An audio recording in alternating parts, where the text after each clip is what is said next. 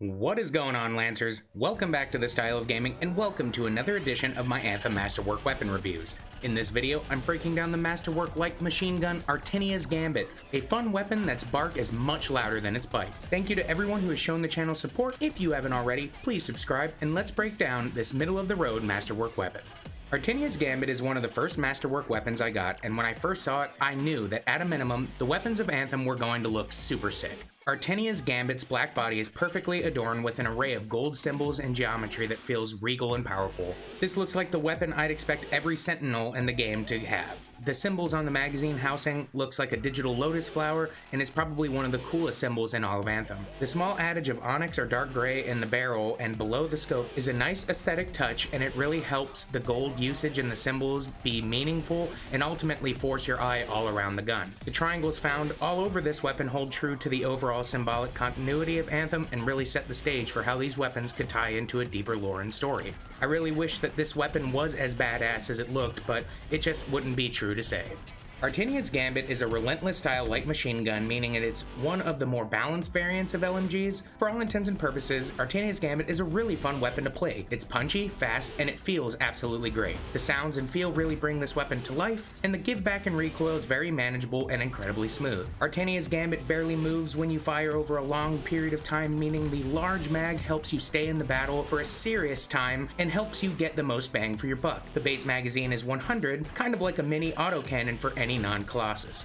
When you do need to reload, you'll find yourself pleasantly surprised by the quick reload speed. It has a near autocannon sized mag, half the reload time, so it really balances itself out and applies similar damage. I also really appreciate the range of this LMG. The optimal range of 35 allows for Artinia's Gambit to be flexible in nearly every close and mid-range scenario. This weapon does a solid array of damage anywhere from 1200 to 2000 per shot, so it's nothing impressive, but it certainly isn't terrible.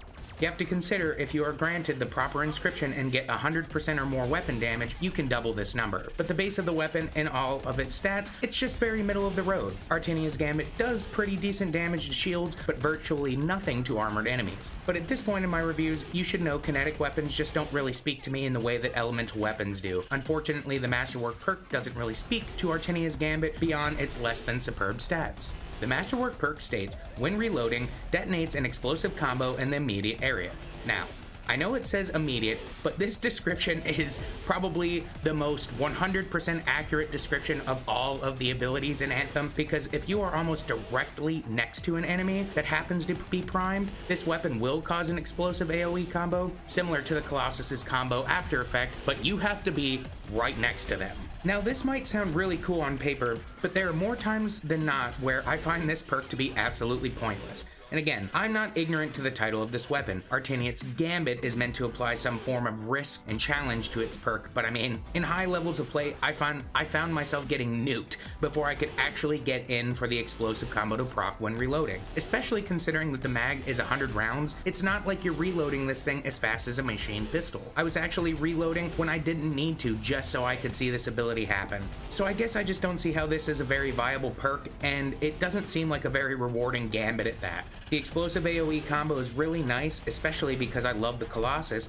but with any other javelin besides the Colossus, you're going to get struck down. So you basically find yourself wasting a perk or an ability that you could have with something else. I think even more strange is the fact that the explosive proc, it just doesn't initiate until the final moment of reloading when you actually clip in your magazine. So there's just a lot of time that this ability is doing nothing for the weapon or for you. I would have loved to see this be related to consecutive hits or something less personally volatile to make this more enticing. All in all, I'd say Artinia's Gambit is a well-rounded tier 3 weapon, viable for play up to and including Grandmaster 1.